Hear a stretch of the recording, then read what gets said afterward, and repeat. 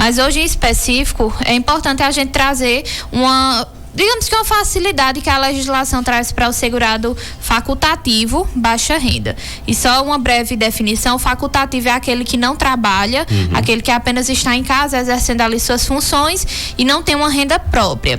Então ele pode contribuir, se assim desejar, para a Previdência. Uma vez que ele contribui, é que ele vai ter direito a esses benefícios. Então, respondendo já de cara a pergunta, ele precisa fazer essa contribuição baixa renda para ter direito aos benefícios comuns a outros segurados. Porque se for uma questão de LOAS, aí já é outra linha que a gente já abordou em outros momentos. Mas falando especificamente sobre a contribuição, o benefício, digamos, que a legislação traz é que ele pague apenas 5% em cima do salário mínimo. Então, em 2022 era ali aproximadamente R$60. 2023 eu não fiz o cálculo ainda de quanto é 5%, né? Mas talvez esteja na casa dos 70, porque eu sou péssima com contar assim de cabeça. Então, muitas pessoas não sabem que elas podem fazer essa contribuição e é um valor bem mais abaixo do que os outros segurados e podem ter direito a todos os benefícios. A diferença é que, assim como no contribuinte individual, que paga apenas 11%, ele só vai ter direito a benefícios no valor de um salário mínimo. Mas, havendo assim essa contribuição, ele vai ter direito a todos os benefícios que um segurado empregado, por exemplo, tem. Então, a resposta da pergunta seria basicamente essa, com a exceção do LOAS, que aí vai avaliar o critério de miserabilidade, como a gente já falou em outros momentos. Para o baixa renda, resta a oportunidade de fazer o quê? Contribuir e ter direito a um auxílio doença e uma pensão por morte, etc. E outra coisa, a gente às vezes pode ficar na dúvida: eita, como é que eu considero minha família como, sei lá, baixa renda? Como é que eu posso saber? A família, para ser considerada baixa renda, ela tem que ter até 2 salários mínimos como renda familiar, não seja, por pessoa. A renda da casa inteira, isso, né? Tem que ser isso, né? Exatamente. Então, precisa ter também a inscrição no cadastro único, comprovações por meio de documentação governamental e outras também, né, que possam comprovar essa condição de baixa renda daquela família. Agora, essas pessoas, doutora, que se enquadram aí como previdenciários facultativos aí de segurados, na verdade, facultativos de baixa renda, a senhora já falou alguns tipos, né, dos benefícios que estão disponíveis para essas pessoas, como a questão da aposentadoria por idade. Isso. E como é que fica a aposentadoria por tempo de serviço? Tem para essa categoria ou não? Não se aplica. Não se aplica. Não. Primeiro que a contribuição por tempo de serviço basicamente foi extinta do nosso sistema. Né? Ela foi sendo substituída ali por regras de transição para pessoas que já faziam parte da Previdência Social como contribuintes antes da reforma 2019. Então, não vai se aplicar. É a aposentadoria por idade. E aí completa ali a mulher vai precisar ficar com idade fixa. Acredito que esse ano já de 62 anos. Isso, 62. E o homem de 65. E aí os 15 anos de contribuição. Então eu só preciso contribuir quando eu tiver faltando 15 anos para completar a idade. É uma possibilidade. Mas contribuindo antes, desde cedo, a pessoa está ali acobertada que qualquer acidente, qualquer doença que incapacite para as suas atividades ali habituais, não seria de trabalho exatamente, mas, por exemplo, uma dona de casa se acidenta, não consegue ali tomar conta da sua família, então estaria acobertada. Salário de maternidade também entra nessa relação? Entra, sim. E auxílio reclusão? Auxílio reclusão, eu vou ficar devendo essa informação, mas os benefícios como salário maternidade, a pensão por morte, a aposentadoria, seja ela por idade ou por invalidez, engloba e também a questão do... Acho que eu esqueci de pensão por morte. Enfim, esses benefícios principais, sim, mas o auxílio reclusão realmente precisa checar essa informação. Certo. É importante, né? Eu sempre, quando recebo aqui advogadas aqui no programa, eu fico me perguntando, depois dessa reforma da Previdência, Juliana, sim, alguém ainda tem expectativa de se aposentar? Eu mesmo não tenho mais, né? Viu? Porque é tanta regra né? É pedágio. E muda com as regras de transição. Muda. Então, assim, o intuito... Pra gente que não é da área, fica até difícil de compreender, né? De entender, por exemplo, de acompanhar. A gente que é da área de comunicação, a gente tem uma aposentadoria especial, ainda ela tá vigente, né?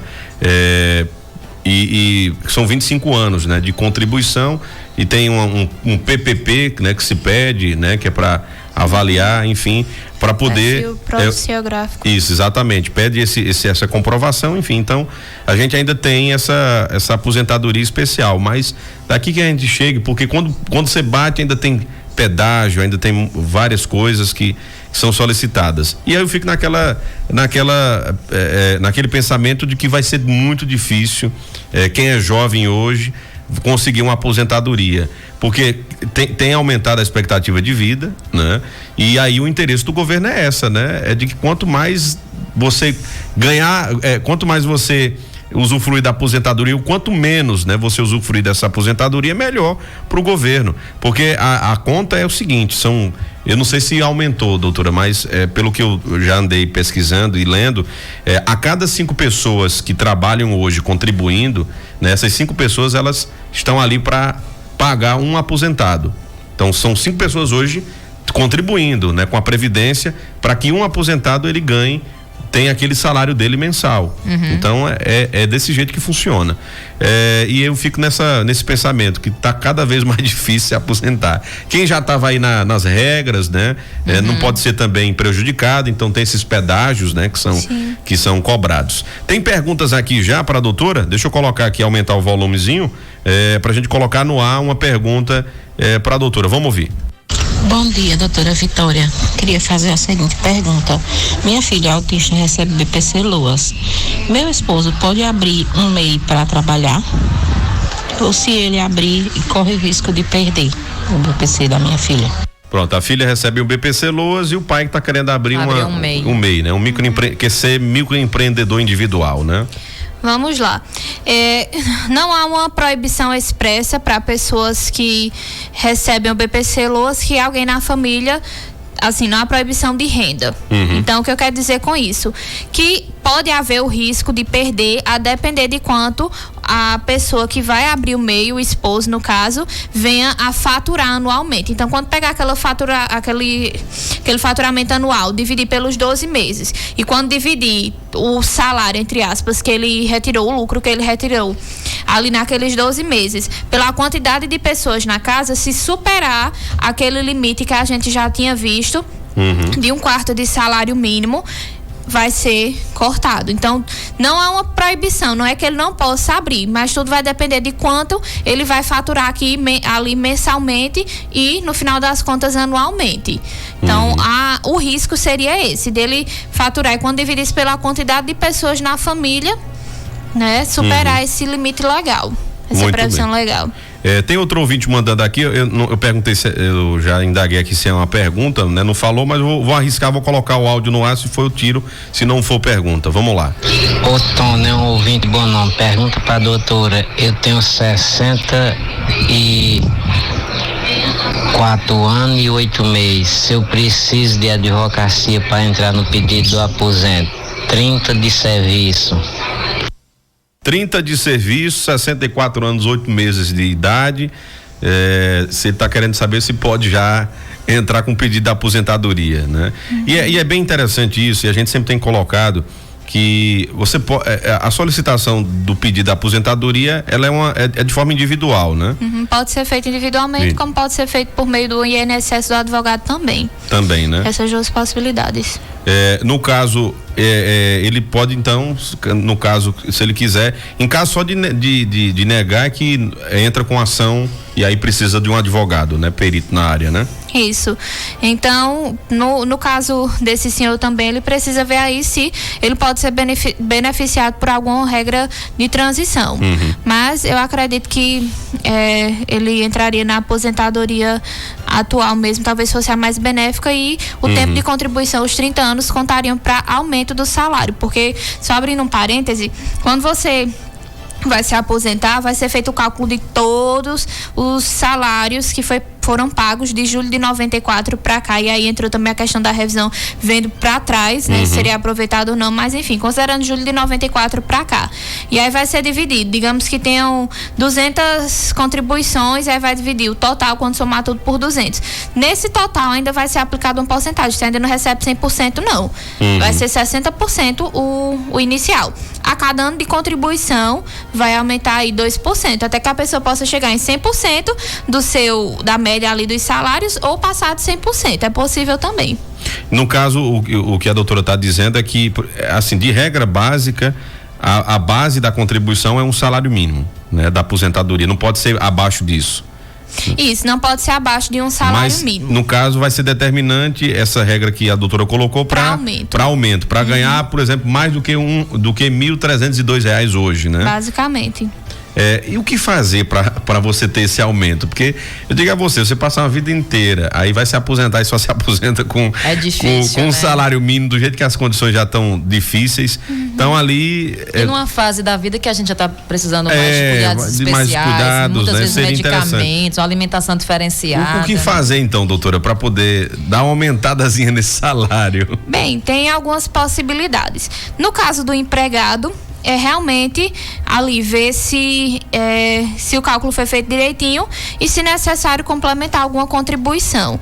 No caso do contribuinte individual, do segurado facultativo que queira mudar de classe, deixar de contribuir como baixa renda, etc., para ter direito, é só complementar as contribuições que foram feitas. Ou seja, se ele quer contribuir no teto e tiver a possibilidade mais adiante, ele pode fazer algumas contribuições no teto, pagando a diferença. Então, se já pagou, sei lá, 200 em algumas contribuições, aí ele pode completar o valor restante para o teto, porque eu realmente sou péssima de conta, mas é só calcular ali. Tem a possibilidade, quem puder fazer o pagamento desse complemento ajuda também nessa contribuição.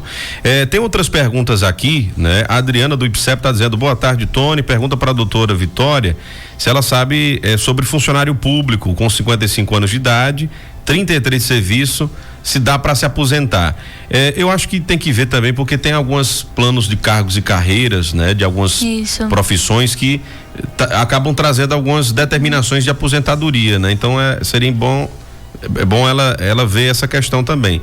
Mas essa questão do funcionário público, ele entra também como regime geral, doutora, ou depende? Assim, em regra, o funcionário público vai ser regido pelo regime próprio, ali no caso de Serra, da Prefeitura de Serra Talhada, a legislação que tiver, no caso de Pernambuco, o Estatuto dos Servidores de Pernambuco. Agora, pode ser que algum estado ainda tenha um regimento seletista, né?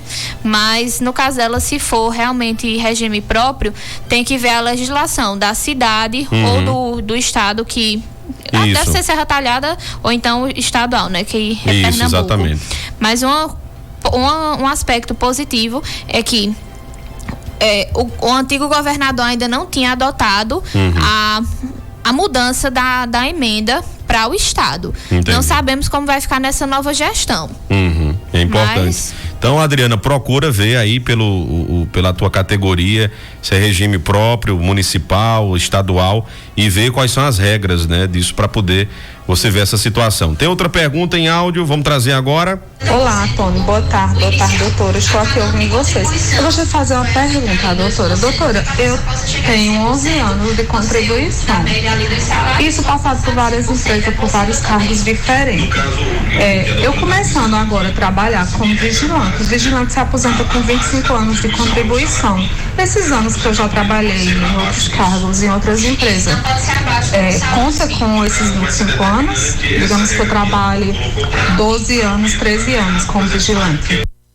É bem interessante a pergunta dela, porque ela já trabalhou em outras profissões, como ela falou, e contribuiu, e agora está como vigilante. Aí, por exemplo, ela quer saber, a vigilante tem um regime diferente, uma aposentadoria especial, 25 anos. Esses anos, se eles servem também e pode ajudar no final para ela, doutora? Acho que é isso que ela quer saber.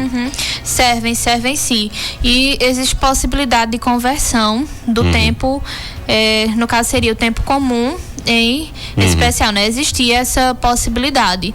E aí eu preciso checar se ainda há também, porque com tantas decisões do Supremo, Isso, às tem. vezes muda um pouco, mas existe essa possibilidade de conversão, tanto de tempo especial em tempo comum como o contrário, mas de qualquer forma ele conta sim. Tem um ouvinte fazendo uma pergunta, olha, boa tarde, eu sou órfão de pai e mãe, não posso trabalhar, tenho provas mais do que suficientes, moro de favor, pergunta à doutora, tenho 46 anos, tenho direito à pensão da minha mãe, né? Acho que ele quer dizer que não tem nenhum tipo de renda. Pode acontecer um camarada com 46 anos de idade ter direito a alguma pensão por morte do pai ou da mãe, doutora? Pode sim, desde que comprovado, vamos colocar aqui entre aspas, né, a incapacidade, a deficiência e de fato a impossibilidade, né? Então tem que se comprovar, por exemplo, que ele era dependente dela ou dele. Pela deficiência e comprovando a dependência. Tem que avaliar aí qual é a deficiência, né? Porque como diz no direito civil, é a pessoa incapaz. Então tem que avaliar essa incapacidade ou não. É aquela coisa, não é o exemplo dele, não sei, né? A gente não quer também usar como parâmetro, que eu não sei, a gente não sabe a real situação do ouvinte que fez essa pergunta, mas é aquela história, muitas vezes você tá dentro de casa, né? Não casou, não teve nenhum relacionamento, mora mais o pai e mais a mãe, e de repente morre os dois, e aí você quer reivindicar, mas você tem plenas condições físicas, mentais de procurar um trabalho e sobreviver através do seu trabalho, aí a justiça não vai conceder, né? Você não tem nenhum tipo de dificuldade que impeça de você procurar trabalho, né? Então tem que ver essa questão. Se tem uma coisa que o INSS vai avaliar é tudo isso, né? Eles negam com todas as provas que você tem, muitas vezes, um laudo médico comprovando, assinado pelo médico, e eles negam, imagina, quando você não tem o suficiente, né? Isso é importante colocar. Deixa eu só ver mais duas perguntas, né? Pra gente fechar aqui. Tem um ouvinte dizendo, Edilene do Alto da Conceição, pergunta para a doutora Vitória sobre agricultor, né? Tem que contribuir quantos anos? No caso, agricultores têm uma aposentadoria diferenciada, não necessariamente precisa de contribuição, né, doutora? Exato. O que é que acontece?